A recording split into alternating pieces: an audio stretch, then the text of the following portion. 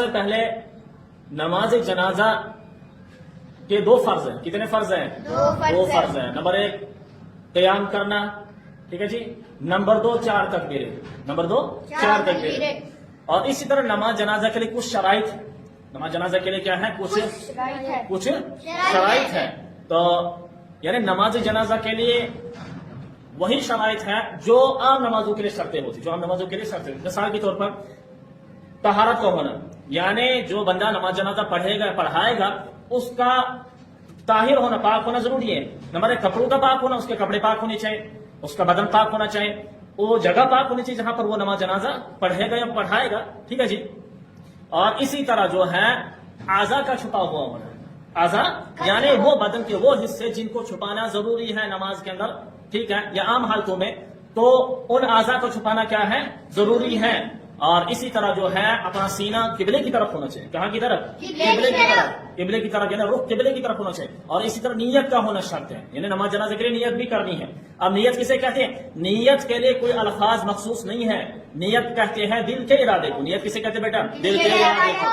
یعنی آپ نے دل سے ارادہ کیا کہ میں اس بندے کی نماز جنازہ پڑھتا ہوں اللہ کی رضا کے لیے، تو آپ کی نیت مجرا آئے گی. آپ کی نیت مجرا آئے گی. اب اس کے لیے عربی میں بولنا ضروری نہیں ہے، ٹھیک ہے. دل کے ارادے کا نام ہے نیت کہتے ہیں. تو اس کے بعد جو ہے یہ تھے وہ مسائل جو نماز جنازہ پڑھنے والے یا پڑھانے والے کے متعلق ہیں. اب ہے جس کی نماز جنازہ پڑھائی جائے گی، یعنی میت کی نماز جنازہ. میت کی نماز جنازہ یعنی میت کے لیے بھی کچھ شرائط ہے. میت کے لیے بھی کچھ شرائط پڑھی جائے گی.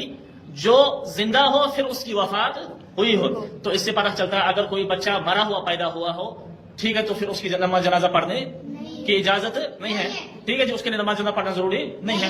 اسی طرح جس کی نماز جنازہ پڑھی جائے گی وہ مسلمان ہونا چاہیے. تو اس کا مطلب یہ ہے کہ نماز جنازہ اس کی پڑھی جائے گی جو مسلمان ہو، تو کافر کی نماز جنازہ جائز نہیں ہے، اور نہیں مرتد کی نماز جنازہ درست ہے. اسی طرح جو ہے وہ جو میت ہے یعنی وہ برہنہ نہیں ہونا چاہیے. وہ برہنہ یعنی ننگا نہیں ہونا چاہیے. اگر وہ ننگا ہو تو اس کی نماز جنازہ درست نہیں ہے. اسی طرح جو ہے وہ میت جو ہے سامنے موجود ہونی چاہیے. کہاں موجود ہونی چاہیے؟ سامنے.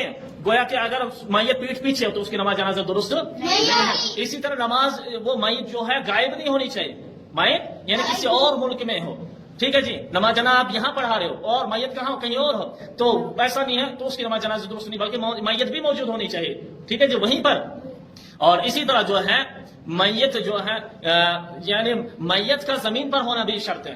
میت کا زمین یعنی اس کا مطلب ہے کہ میت جو ہے گاڑی پر نہیں ہونا چاہیے یا کسی کے ہاتھوں پر نہیں ہونا چاہیے. ہاں یہ کہ کوئی مجبوری ہو لیکن زمین پر ہونا کیا ہے؟ میت کا ہونا کیا یہ شرائط میں سے ہے. لہٰذا یہ کچھ شرائط جو میت کے متعلق تھے. اب نماز جنازہ پڑھنے کا پریکٹیکلی طریقہ کیا ہے؟ سب سے پہلے آپ نے نیت میں نے آپ کو بتا دیا. اور اس کے بعد کانوں تک جو ہے ہاتھ لینا ہے، اللہ اکبر، ہاتھ باندھ دینے ناف کے نیچے. پھر اس کے بعد کیا پڑھنا ہے؟ سبحانک اللہم، میرے سے پڑھو، سبحانک اللہم وبحمدک وتبارک اسمک وتعالی جدک وجل ثناؤک ولا الہ غیرک، اللہ اکبر.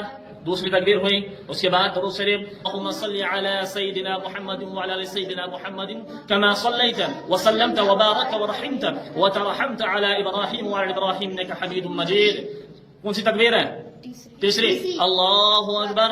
اللهم اغفر لحينا وميتنا وشاهدنا وغائبنا وصغيرنا وكبيرنا وذكرنا وانثانا، اللهم من احييته منا فاحيه على الاسلام ومن توفيته منا فتوفه على الايمان. اور یہ جو دعا ہے یہ کن کے لیے ہے؟ بالغ مرد و بالغ عورتوں کے لیے. لیکن اگر نابالغ بچہ اور نابالغ بچی اس کے لیے الگ سی دعا پڑھنی ہے. اس کے لیے الگ سی دعا پڑھ. نابالغ بچے کے لیے کون سی دعا پڑھنی ہے؟ اللهم اجعله لنا فرط واجعله لنا آخر تک. اور اسی طرح نابالغ بچی کے لیے جو دعا ہے وہ ہے اللهم اجعلها لنا فرطا واجعلها لنا اجرا. یہ دعا آپ کو یاد ہے نا؟